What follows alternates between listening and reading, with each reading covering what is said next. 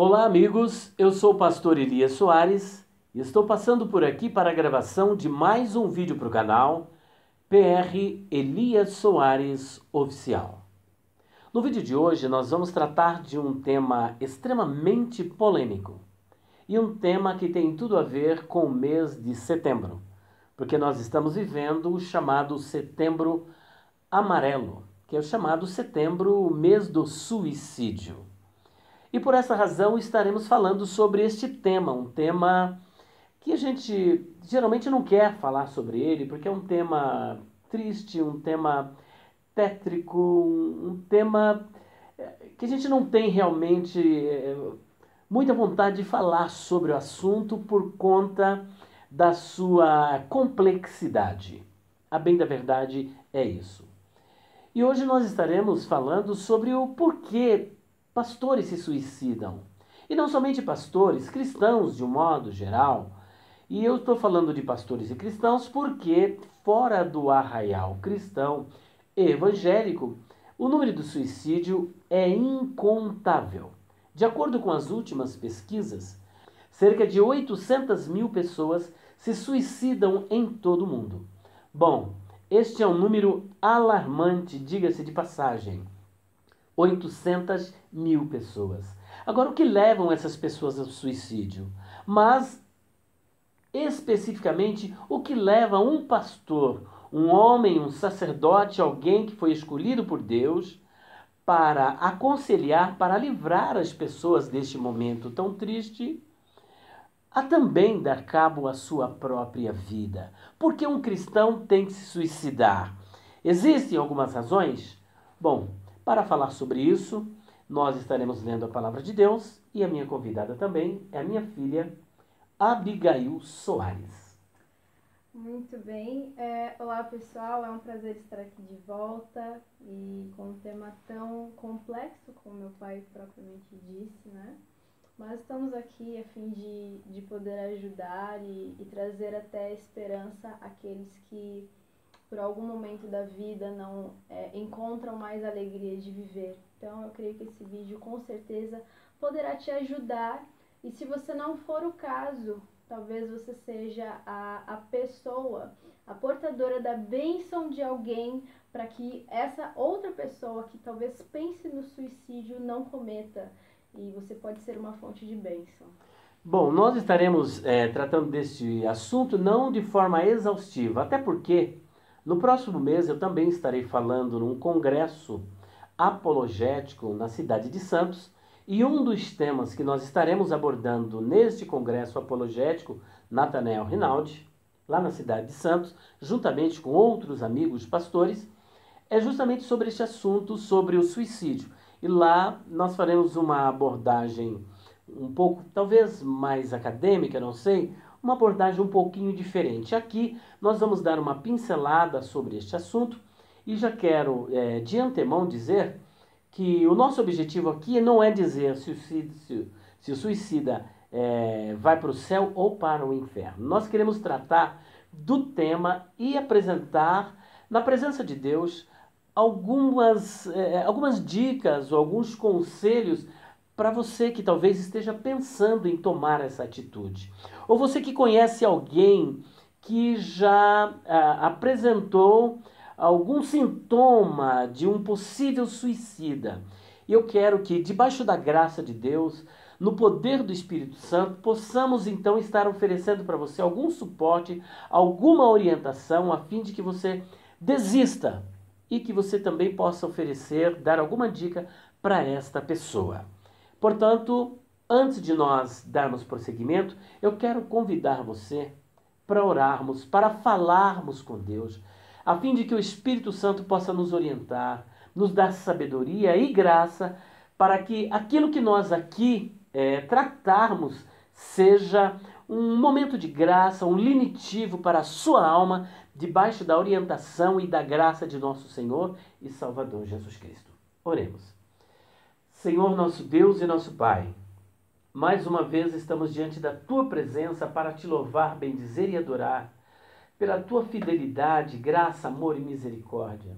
Senhor, nós declaramos aqui a nossa insuficiência para tratar de um tema tão complexo, um tema assim que tem provocado tanto desconforto, tanta tristeza, tanta solidão e tanto desprazer, Senhor, tanta coisa ruim dentro dos lares onde esse fato ocorre.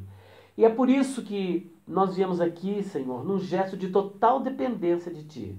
Pedir a graça, a Tua graça, o poder do Teu Espírito Santo, a sabedoria que vem do alto, a revelação, a fim de que possamos tratar deste tema para que Teu povo seja abençoado em nome do Senhor Jesus Cristo. Amém. Bom, nós vamos dar continuidade fazendo a leitura de um texto que é um tema extremamente polêmico. Nós vamos falar sobre Sansão. Sansão que, diga-se de passagem, quando você lê a Epístola aos Hebreus, você perceberá que Sansão não foi um mero homem, ele foi um herói da fé. Alguém que marcou a sua vida pela sua fé. Mas que esse texto é bastante polêmico porque alguns chegam a pensar que Sansão se suicidou. O ato dele bem parece um ato suicida. Mas o que está por trás de toda essa atitude de Sansão?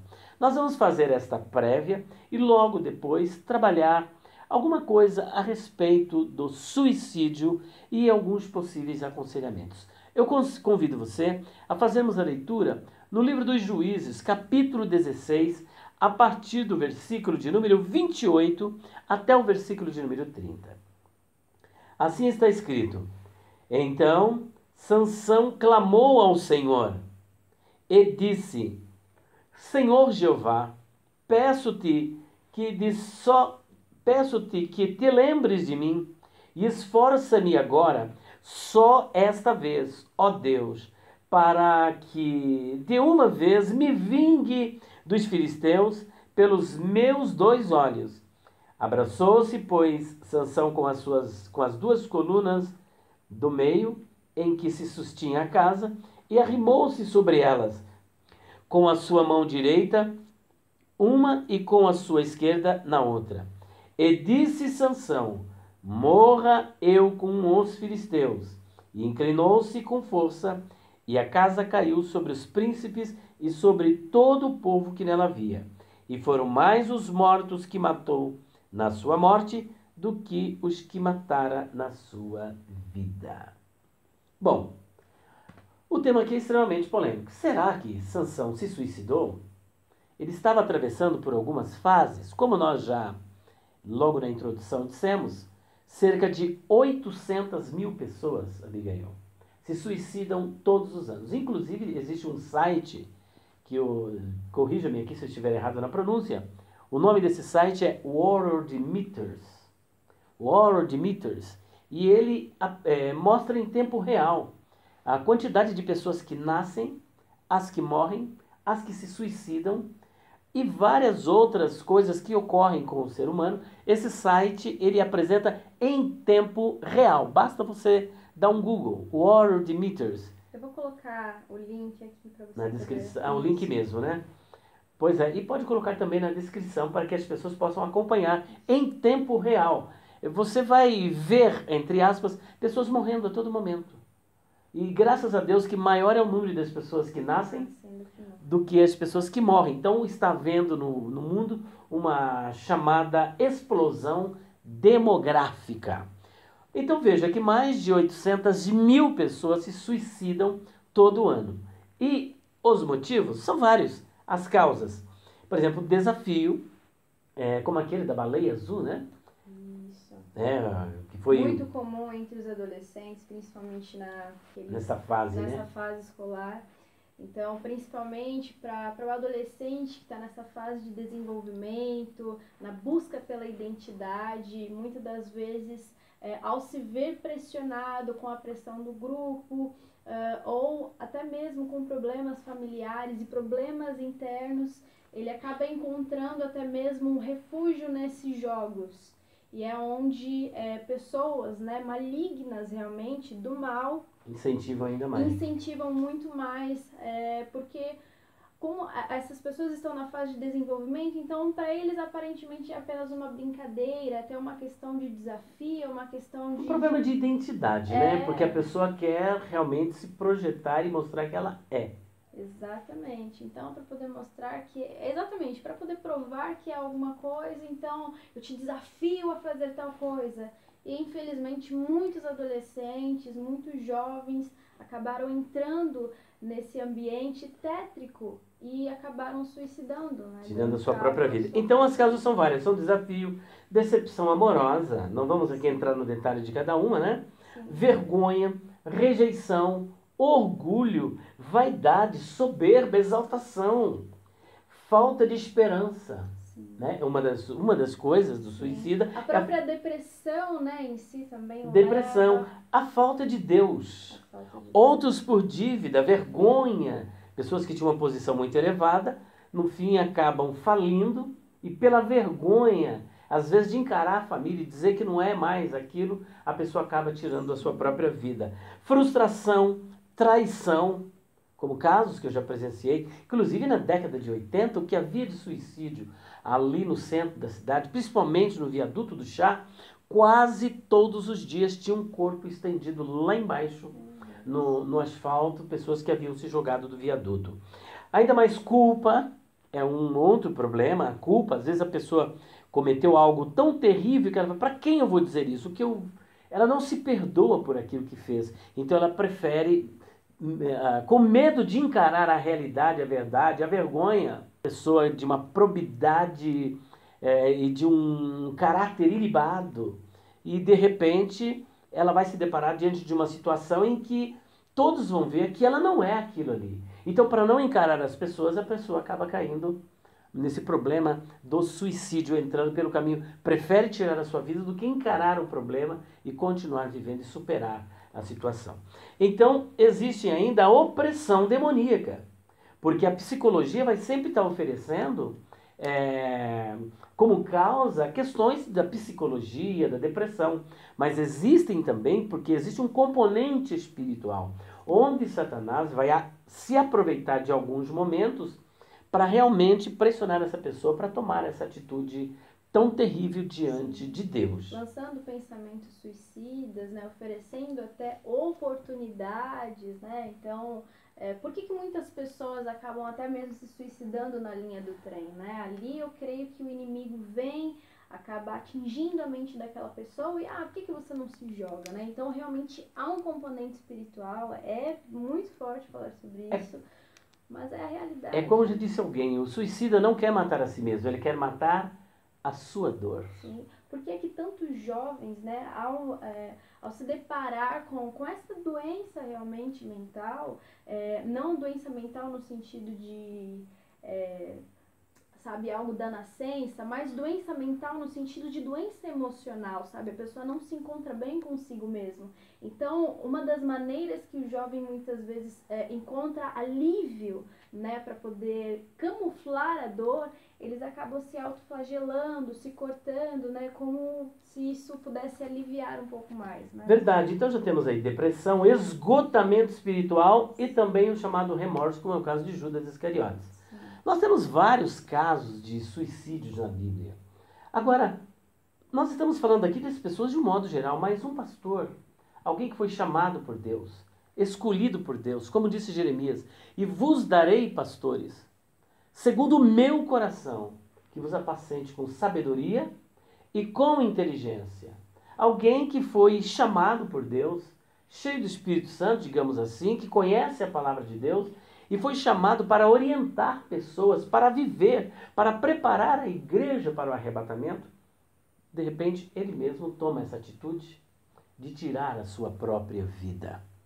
Então perceba que nós temos aqui esse caso polêmico aqui de Sansão. Antes, porém, veja que nós temos aqui alguns outros problemas seríssimos, né? O suicídio. O suicídio, alguém já descreveu o suicídio como algo infame, ultrajante, reprovável. O suicídio é infame, ultrajante e reprovável. O suicídio é a maior agressão que alguém pode infligir à sua própria vida. Isso aqui são palavras de Norman Geisler. O suicídio, diz Sartre, é errado porque é um ato de liberdade que destrói todos os atos futuros de liberdade. E ainda mais, Definir o suicídio desta maneira ressalta precisamente quão irracional o ato é. Agora, Norman Geisler, ele diz algo aqui bem curioso e interessante. Quão paradoxal, olha só que curioso, quão paradoxal, porém, é que alguém conclua para si que a melhor coisa que pode fazer para si mesmo é destruir a si mesmo. Como pode a melhor coisa para si mesmo ser o ato final contra si mesmo? A única maneira de alguém demonstrar interesse em si mesmo é preservar a si mesmo. E ainda Agostinho, ele diz o seguinte: o suicídio é um fracasso da coragem. Porque o suicídio ele tem desdobramento para a eternidade. A alma continua viva de modo consciente. E é curioso também lembrar, Abigail e todos vocês, que o suicida ele não mata somente a si. Ele mata a sua esposa, ele mata seus filhos, ele mata os seus parentes e ele mata as pessoas que lhe amam. Então ele deixa realmente um ambiente de um extremo terror. É tétrico, sinistro. Ele deixa. E partindo desta premissa, dessa perspectiva, não me entenda como alguém que queira aqui levantar um dedo de acusação. Mas neste caso, o suicida, ele está sendo uma pessoa extremamente egoísta. Sim. Pensando muito em si, se esquecendo da dor que ele vai causar para sua esposa, para os seus filhos.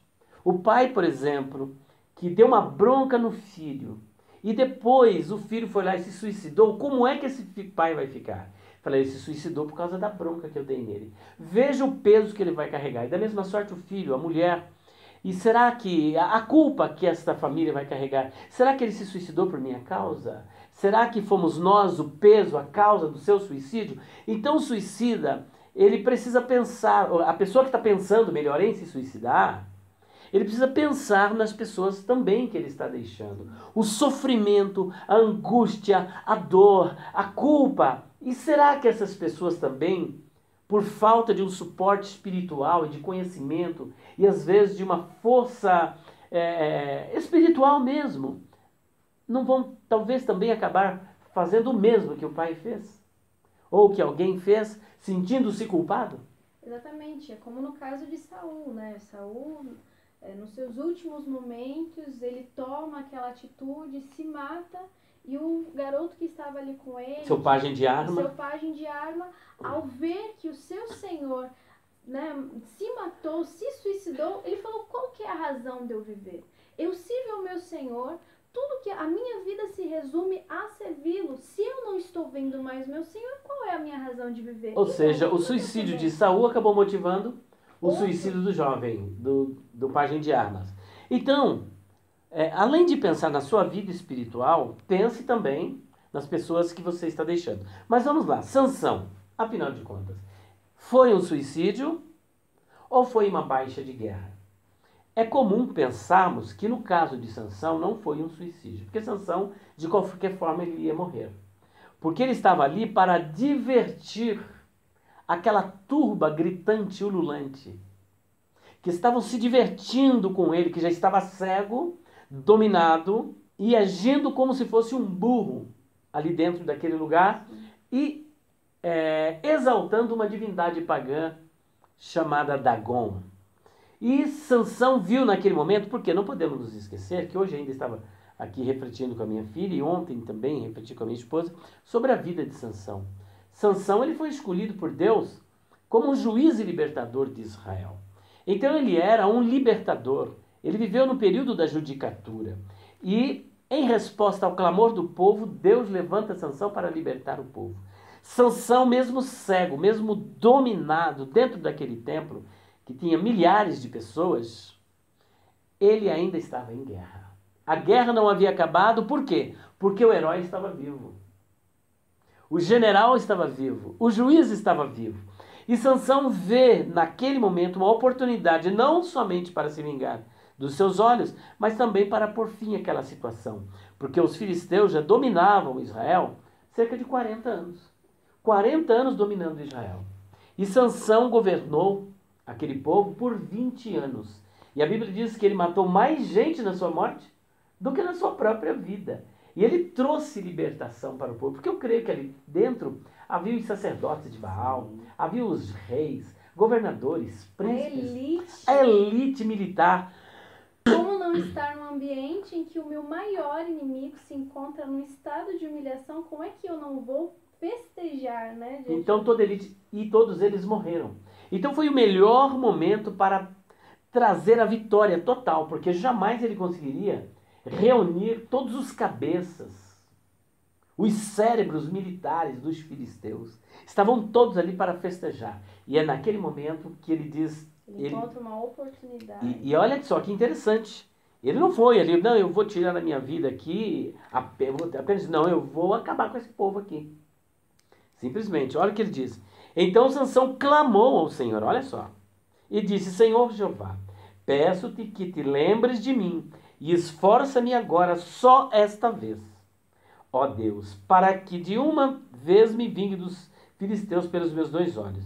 Abraçou-se, pois, Sansão com as 2 colunas do meio, em que se sustinha a casa, arrimou-se sobre elas, com a sua mão direita numa e com a sua esquerda na outra. E disse Sansão, morra eu. E disse Sansão, morra eu com os filisteus. Inclinou-se com força e a casa caiu sobre os príncipes. Portanto, o que nós estamos assistindo aqui? Deus fortalecendo este homem. Eu não posso entender que Deus ia fortalecer alguém para tirar a sua própria vida.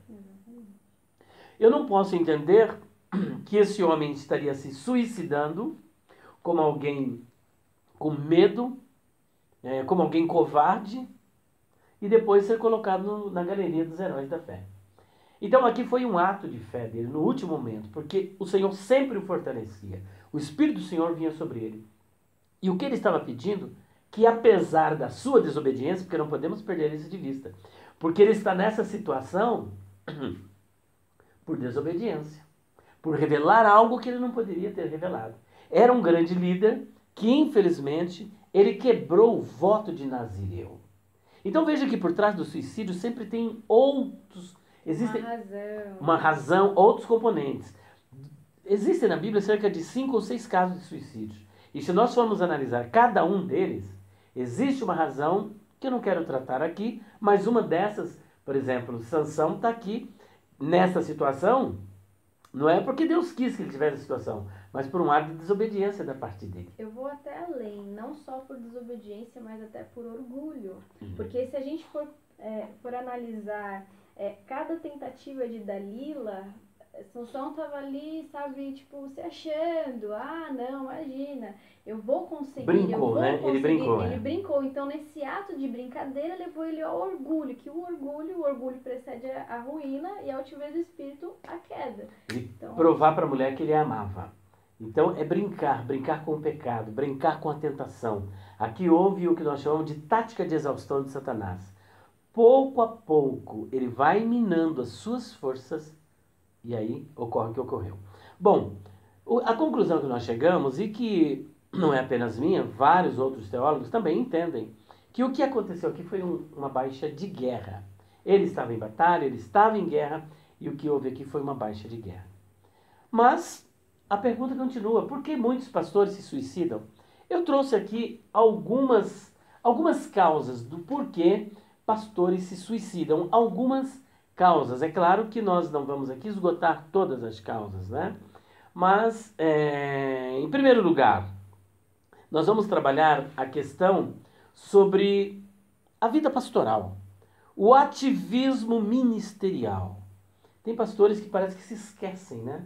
Se esquecem e pensam que são super-homens, mas não são super-homens. Então, cuidado com o seu ativismo ministerial.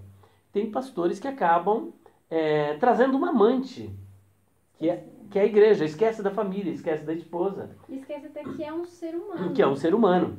Então ele é um tipo assim, centralizador de tudo. É mais ou menos o problema de Moisés. Moisés tinha uma liderança centralizadora. Ele não dividia as atividades com ninguém. Ao ponto de Jetro, seu sogro, chegar e Moisés, o que você está fazendo? Veja que ele estava trazendo 3 milhões de pessoas. Falou, não, as pessoas que têm uma demanda vêm até mim e eu resolvo. Falou, do jeito que você está trabalhando, você vai se matar e vai matar todo mundo. Então ele estava exaurindo as suas forças, a exaustão. Você vai queimando toda a sua energia, queimando ao ponto de você não ter mais energia para você mesmo. Havia um pastor amigo meu, pastor José Vitor, ele dizia o seguinte: um pastor ele precisa de 2 corações. Um para ele e para a família e outro para a igreja. Porque a igreja é um trabalho desgastante. Então uma pessoa que não tem o chamado pastoral é complicado. Precisa ser chamado por Deus, ser dado por Deus. Porque, assim, a igreja sempre quer do pastor. O pastor sempre tem que ser aquele grande herói, o super-homem, que ora por todo mundo, que entende todo mundo, que aconselha todo mundo, que resolve... Sempre feliz, sorridente, resolve o problema de todo mundo, mas sem querer fazer nenhuma acusação, a maioria não se lembra do pastor. E às vezes não se lembra nem de dar um presente, nem do aniversário do pastor. E o pastor fica como aquela pessoa que tem que resolver tudo. Tudo em cima do pastor. É culpa do pastor. Se acontece alguma coisa, é culpa do pastor. Então veja que você acaba entrando num ativismo ministerial, tentando satisfazer todo mundo, preocupado com todo mundo, e se esquece de você mesmo. Esquece da sua saúde, esquece da sua família, esquece que você tem uma vida para viver. Né? Então esse ativismo ministerial, ele pode levar você para este caminho. Tome cuidado. Ativismo ministerial seria um dos primeiros problemas que eu apresento aqui. Pode levar até mesmo ao esgotamento espiritual, né, pai? Minha filha, olha aqui. Você tocou num assunto, num ponto nevrálgico. Olha aqui Moisés. Moisés, porque o povo murmurava mesmo, né? Ele começa a achar pesado o seu cargo. Nós estamos falando de alguém aqui que ficou 40 dias e 40 noites na presença de Deus. Mas não vigiou por um tempo. Olha o que está acontecendo aqui, olha. E disse Moisés ao Senhor: por que fizeste mal a teu servo? E por que não achei graça aos teus olhos que pusesse sobre mim a carga de todo este povo que acabamos de falar? Concebi eu, porventura, todo este povo? Gerei-o eu para que me dissesses que o levasse ao colo, como o aio leva a que cria a terra que juraste a seus pais? Donde teria eu carne para dar a todo este povo? Porquanto contra mim choram, dizendo: dá-nos carne a comer. Eu sozinho não posso levar a todo este povo, porque muito pesado é para mim. E se assim fazes comigo, mata-me, eu te peço, se tenho achado graça aos teus olhos, e não me deixes ver o meu mal. Em outras palavras, ele não estava querendo se suicidar. Assim como Elias também não queria se suicidar. Mas ele queria se ver livre desses problemas. Porque ele falou: olha, se o Senhor não me matar, esse povo vai me matar. Então, entre morrer pela mão do povo, com essa murmuração, com essa pressão diária, todos os dias, e olha que são 40 anos, eu prefiro morrer pelas tuas mãos, tira minha vida, me leva, acabou.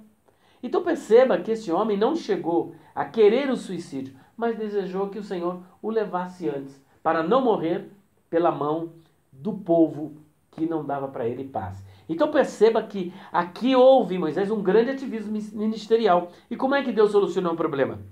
E disse o Senhor a Moisés: ajunta-me 70 homens dos anciãos. Está aí a dica.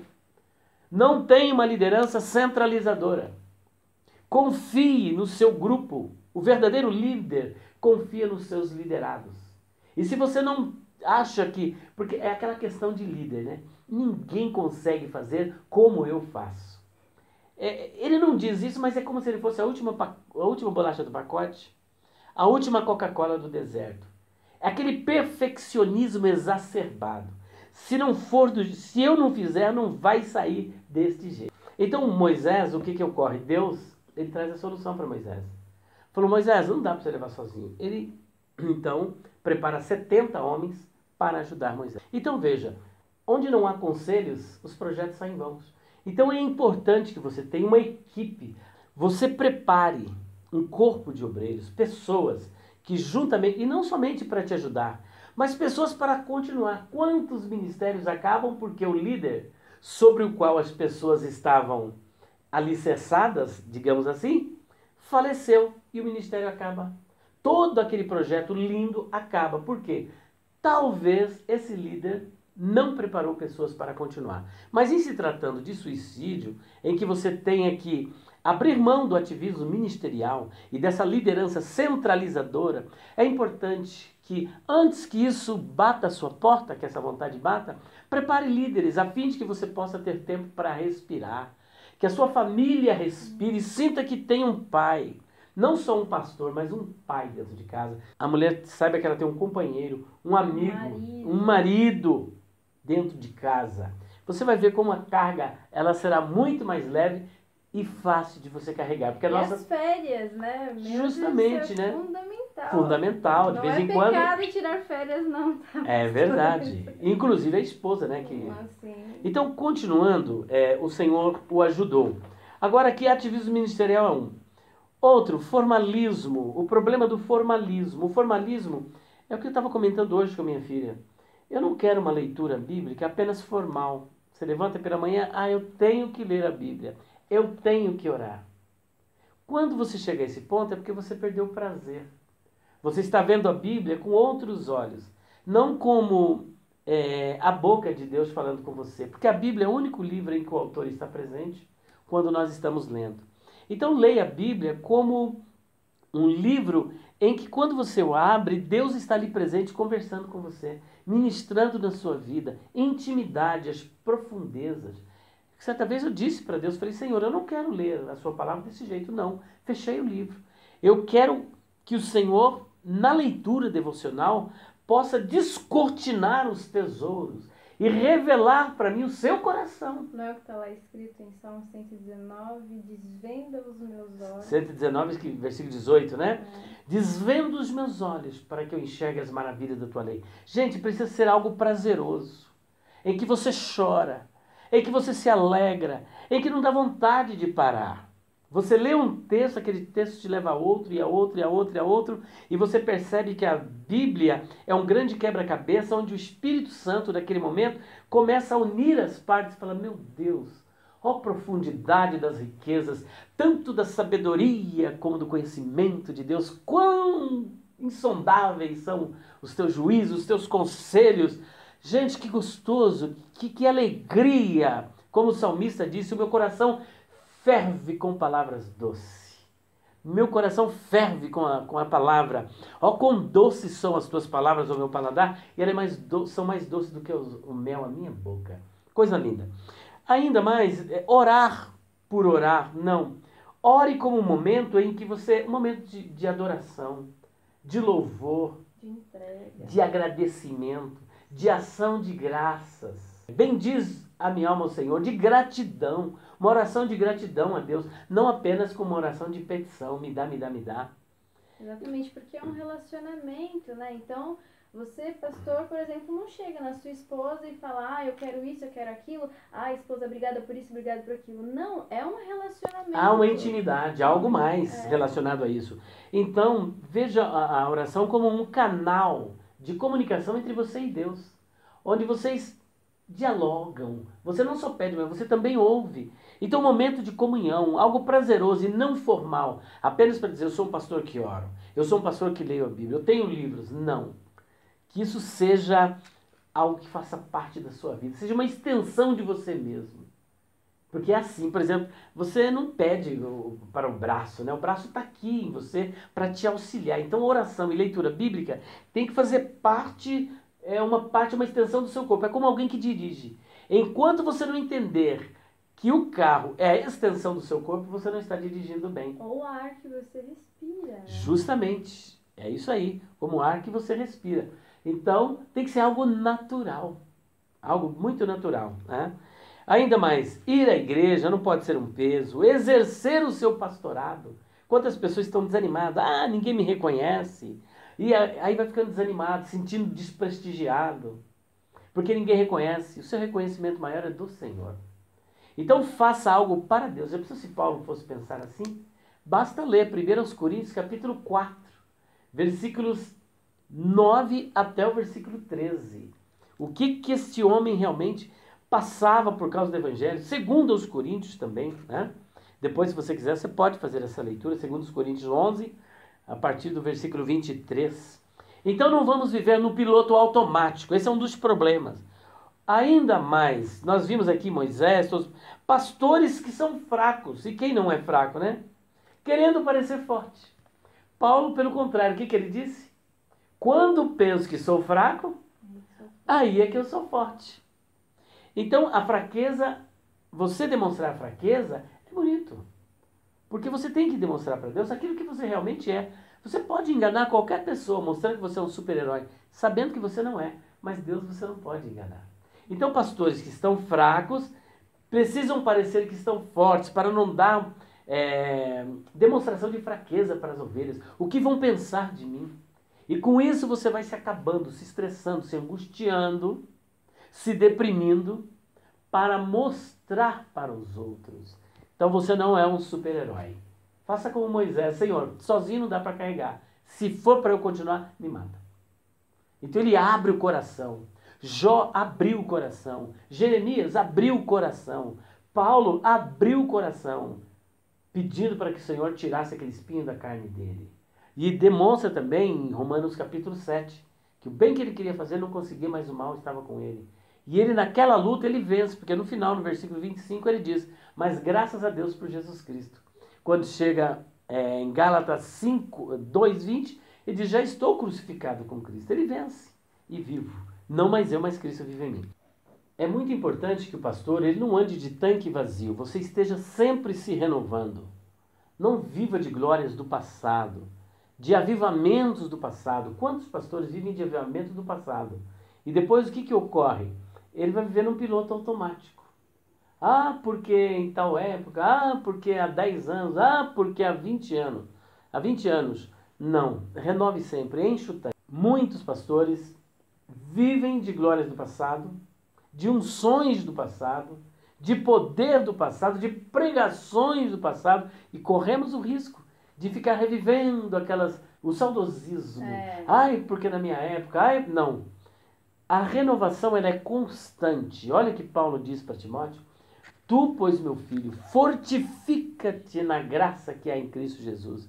Davi, quando se encontrou naquela crise que houve ali em Ziclag, os homens pensavam em apedrejá-lo. Mas o que ele fez? A Bíblia diz que ele se esforçou no Senhor e depois buscou direção de Deus.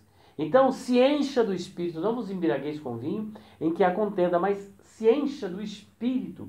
Olha o que Samuel disse para Saul. O Espírito do Senhor se apoderará de ti. E te apoderará de ti e você vai profetizar. E quando isso acontecer, faça o que vier às tuas mãos, porque o Senhor é contigo. Mas para isso precisamos renovar as nossas forças a cada dia.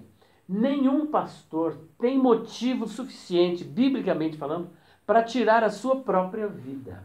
Porque a Bíblia dá todo o suporte de que precisamos para não cometer esse ato tão terrível.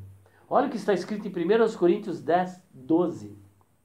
Não veio sobre vós tentação, senão humana, mas fiel é Deus, que juntamente com a tentação, Ele dá também o escape, para que você possa suportar, para que você possa ter uma saída.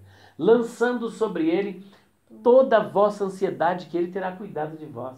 Você é templo do Espírito Santo, você é filho de Deus. E os filhos de Deus, eles são guiados pelo Espírito de Deus. Então você tem o Espírito Santo, você tem o Paráclitos, você tem a graça do Senhor, você tem o selo do Espírito Santo, você tem a orientação do Espírito, você tem a Trindade habitando em você, o cabeça do corpo é Cristo. Então qual a razão para eu tirar a minha própria vida ou para você também tirar a sua própria vida? Nós temos aqui o manual do fabricante, temos tudo de que precisamos, temos comunhão com Deus, temos o canal, o meio que Ele estabeleceu para termos contato com Ele por meio da oração. Um outro ponto que eu gostaria de destacar é a intimidade com Deus, é buscar essa intimidade com Deus, ser sensível à voz do Espírito Santo. Nós nos acomodamos com a espiritualidade morta, porque às vezes vivemos numa sociedade morta e está gelada, fria. Quando você está morno, você já acha o rei da cocada preta, acha a última bolacha do pacote estando morno. E outros, porque vê todo mundo morno e ele está quente, acha que já está bom. mas você pode ser uma verdadeira chama nas mãos de Deus. Olha John Wesley, um tição tirado do fogo. Olha o título que ele recebeu, um tição tirado do fogo. Então nós podemos nos incendiar para Cristo e por Cristo. Sermos cheios do Espírito Santo, cheios do poder. Independentemente de você falar línguas ou não, que isso deixa para mim que sou pentecostal e para os pentecostais, mas você que não é pentecostal, você pode ser cheio do Espírito Santo. Porque tem muitos homens de Deus que não são batizados com o Espírito Santo, mas são cheios do Espírito Santo. João Batista, por exemplo, cheio do Espírito Santo. Então você não verá um homem cheio do Espírito Santo, andando com Deus, na intimidade com Deus, pensando em se suicidar. E ainda mais, se você ler o que Paulo disse para a igreja de Filipe, olha só, esse conselho aqui ele é muito interessante. Filipenses, capítulo 4, versículos de número 6 ao 8, até o 9. Não estejais inquietos por coisa alguma, antes as vossas petições sejam em tudo conhecidas diante de Deus, pela oração e súplicas com ações de graças. E a paz de Deus, que excede todo entendimento, guardará os vossos corações e os vossos sentimentos. Coração, vamos dizer aqui mente, e sentimento. E olha só, quanto ao mais, irmãos, tudo que é verdadeiro, o que você está pensando é verdadeiro? O que você está sentindo é verdadeiro? Tudo que é honesto, existe honestidade nisso que você pensa e sente? Tudo que é justo, existe justiça? Tudo que é puro, existe alguma pureza nesse seu pensamento? Tudo que é amável, tudo que é de boa fama, se há alguma virtude e se há algum louvor, nisso pensai. Pense nisso. O que também aprendestes e recebestes e ouvistes e vistes em mim, isto fazei, e o Deus de paz será convosco. E o Deus de paz será convosco. Então perceba que o conselho de Paulo aqui é profundo. Busque momentos devocionais com a sua família, com a sua esposa pela manhã. Mas adote primeiro o princípio de Charles Spurgeon. Devemos ter por norma jamais vermos a face dos homens antes de vermos a face de Deus. Fale com Deus. Depois, sente-se com a sua esposa, mesmo à beira da cama ou em cima da cama, onde você achar melhor. Leia a palavra de Deus, faça uma reflexão, um momento de devocional. Você vai ver que vai mudar a sua vida e a vida dela também. Eu queria, antes da gente finalizar, um outro ponto também, é não trazer o Evangelho de Jesus Cristo como um fardo. Porque muitas das vezes, nesse ativismo ministerial, muitas das vezes até mesmo nas renúncias, no nosso andar com Deus, a gente pode entender que existe uma carga para poder continuar vivendo para Cristo.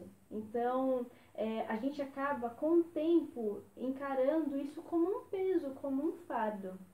E nem mesmo Jesus, ele quer que você entenda se eu não fizer, então, exatamente, as cobranças, a culpa, então, a minha igreja não está crescendo porque eu não estou fazendo, ou isso aqui está acontecendo de errado por conta disso, ou eu não estou orando o suficiente. Como vai ficar minha reputação? Como que o ministério vai me enxergar? Então, não carregue o evangelho como um fardo e nem como troca. Mas carregue realmente como um relacionamento. E aí você conseguirá viver de fato o que está lá em Filipenses 4, que a gente acabou de ler. E a paz de Deus que excede todo entendimento. Primeiro eu me lembro de Mateus capítulo 11, versículo 30. Sim, vinde a mim os cansados e oprimidos, eu vos aliviarei. Tomai sobre vós o meu jugo e aprendei de mim que sou manso e humilde de coração. Porque o meu jugo é suave e o meu fardo é E leve. encontrareis descanso para as vossas almas, porque o meu jugo é suave e o meu fardo é leve. Então, assim, se você está se encontrando nessa fase de fardo, de não estou aguentando mais, e a tristeza e a opressão está realmente te pegando de uma maneira em que a sua carga emocional, você não encontra mais esperança, saiba que Jesus é a esperança que você tanto procura. E Ele é a paz que você procura. Então, na medida que você for entregando a sua ansiedade, você for entregando os seus problemas, os seus dilemas, a paz de Deus que excede todo o entendimento, não é pelo seu muito fazer, não é, sabe, porque você tem uma igreja grande, não é porque você tem grandes responsabilidades, ou porque você é um grande pastor, ou que você tem um grande ministério, mas saiba que é Deus quem faz a obra. E eu também... E a obra é de Deus, né? E a obra é de Deus. E aquele que começou a boa obra, ele é fiel para concluir. Então, ainda que, se você não aguentar até o final, não no sentido de você se suicidar, mas ainda que você chegue com Elias e fale, Deus, eu não aguento mais. Deus, ele sempre tem um escape. Ele pode colocar uma outra pessoa, sabe, para poder estar no seu lugar. Deus nunca vai te dar um fardo ou uma ou prova. alguém para te auxiliar, como aconteceu com Moisés. Sim, com certeza. Ou até mesmo com Elias, né? Depois Deus proveu Eliseu ali para poder andar com Elias. Então, faça valer a paz de Deus, sabe? Você realmente pode encontrar a paz nele. Eu sei que depressão é difícil, a tristeza realmente consome de uma maneira incontrolável até, mas Deus é quem está no controle. A gente realmente precisa fazer com que a palavra de Deus e o nosso relacionamento com Deus seja verdadeiro. Existe até um pensamento em que as pessoas que vivem em outras religiões, elas vivem as outras religiões como se fossem verdade. E nós que somos cristãos, muitas das temos vezes... a verdadeira. Que temos a verdadeira, a gente vive como mentira. Então a gente precisa realmente entender que a graça de Deus, ela é real, a presença de Deus é real, a palavra de Deus é real, e ela sim pode te dar todo o suporte. Você pode procurar ajuda médica? Pode, deve procurar ajuda médica. A gente não está aqui isentando ninguém a não fazer isso. Mas saiba que Deus, Ele sim é o dono de todas as coisas, é Ele quem deu a sabedoria aos médicos. Então, por que Deus que deu a sabedoria aos médicos, Ele não vai te dar o escape para que você saia dessa situação? Então, realmente, sabe, se você colocar a tua vida nas mãos de Deus, eu sei, você pode ser aí um pastor, pode ter um cargo, mas você pode correr o risco de andar com o ministério, mas não andar com Cristo. E nessa que você não anda com Cristo, no sentido de entregar a sua ansiedade, de entregar os seus problemas, você é um grande candidato a entrar pelo caminho do suicídio. Então, há uma esperança, Jesus é a esperança, então confia nele e mais ele poderá fazer pela sua vida. E como disse Paulo, né? A tua graça me basta, a tua graça me basta. Abigail já acabou falando, glória a Deus pela vida da Abigail. Mas o que Paulo, ele pediu? Que o Senhor tirasse aquele espinho na carne. O Senhor disse, o meu poder se aperfeiçoa na fraqueza. Sim. De modo que ele passou a encontrar motivo para viver, mesmo em meio à tribulação. Mesmo em meio às dificuldades. Porque aquilo que está desestimulando você, que está estimulando você a parar e abandonar o ministério, a pendurar a harpa, não é hora de pendurar a harpa, né? E também não é hora de ficar na caverna. Para Paulo foi um motivo de continuar. Olha só. Ele diz aqui, era no capítulo 12. E para que me não exaltasse pelas excelências das revelações, foi-me dado um espinho na carne, a saber, um mensageiro de Satanás, para me esbofetear, a fim de não me exaltar.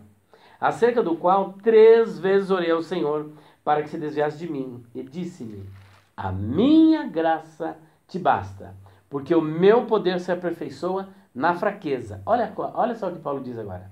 De boa vontade, pois me gloriarei nas minhas fraquezas, para que em mim habite o poder de Cristo. Pelo que sinto prazer. Ora, aquilo que para você é um desestímulo, é motivo de fracasso, para ele era motivo de prazer e alegria. Pelo que sinto prazer nas fraquezas, nas injúrias, nas necessidades, nas perseguições, nas angústias por amor de Cristo. Porque quando estou fraco, então eu sou forte. Então está aqui. Então veja que você não, em momento algum você vai ver Paulo querendo se suicidar. Não. No final ele diz, porque já estou sendo oferecido por aspersão de sacrifício. E o tempo da minha partida é chegado. Combati o bom combate, acabei a carreira e guardei a fé. Desde agora a coroa da justiça já me é guardada, a qual o Senhor justo juiz me dará naquele dia. Mas não somente a mim, mas a todos aqueles, ou a tantos quantos amarem a sua vinda. Portanto, continue amando a vinda do Senhor e tome esse apóstolo como exemplo. Não pendure a chuteira, não pendure a harpa. Vá até o fim. Prossiga até o fim, em nome do Senhor Jesus Cristo. E em momentos de desespero, nós já falamos sobre isso, mas quando você estiver na sua dor mais aguda, quando você realmente não encontrar mais forças ou não encontrar mais esperança... Clame. Exatamente. Naquele momento de, se for possível, não se importe com o que as pessoas vão pensar. Tá com vontade de gritar, grite, mas grite ao Senhor, sabe? Deus, eu não aguento mais essa situação. Você saiba que aquele que clama ao Senhor, Ele ouve. Na minha angústia eu clamei ao Senhor. Então Deus sim, Ele no momento da sua angústia, no momento em que você tomar uma posição de clamar a Ele, Ele vai te atender. Meu querido e minha querida, você é filho de Deus, sabe? Você tem uma filiação, você foi tirado do império das trevas e foi transportado para o reino do Filho do amor de Deus. Como é que um filho de Deus, no momento da sua maior dor, no momento da sua maior angústia, Deus simplesmente vai desamparar? Não creia, porque isso é mentira do diabo. Verdade. E Deus, Ele realmente vai entrar com providência, então creia, tome posse. E uma outra coisa também é que tudo ocorre por um propósito. Por que é que Deus tem permitido que você passasse por tudo isso? Ah, porque Ele quer te ver sofrer? Não. Existe um propósito. Às vezes é para que você seja um canal de bênção para outras pessoas. Então, ao invés de você se questionar, procurar culpados, não, é porque meu casamento fracassou, porque meu ministério fracassou, porque eu fracassei. Não procure culpados e nem se culpe. Mas realmente, sabe, enxergue o verdadeiro propósito do porquê é que você está passando por essa provação. E eu tenho absoluta certeza que quando você entender, Deus, Ele vai te prover o escape. Olha, eu vou deixar aqui, Abigail, esse texto aqui para o pessoal, acho que é o 14, isso, olha. Porque há esperança para a árvore que, se for cortada, ainda se renovará. E não cessarão os seus renovos.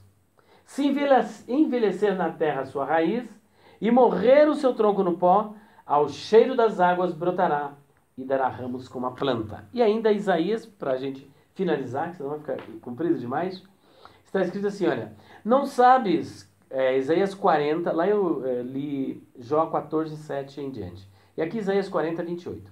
Não sabes, não ouviste que o eterno Deus, o Senhor, o Criador dos confins da terra, nem se cansa, nem se fatiga? Não há esquadrinhação do seu entendimento. Dá vigor ao cansado e multiplica as forças ao que não tem nenhum vigor. Os jovens se cansarão e se fatigarão, e os jovens certamente cairão. Mas os que esperam no Senhor renovarão as suas forças e subirão com asas como águias, correrão e não se cansarão, caminharão e não se fatigarão. Portanto, fica esta palavra para todos nós, porque qualquer um de nós aqui somos sujeitos a isso, se não vigiarmos e se não andarmos pelo caminho do Senhor. Que Deus abençoe a cada um de vocês, em nome do Senhor Jesus Cristo, e até o próximo vídeo, se Deus quiser. Um abraço para vocês.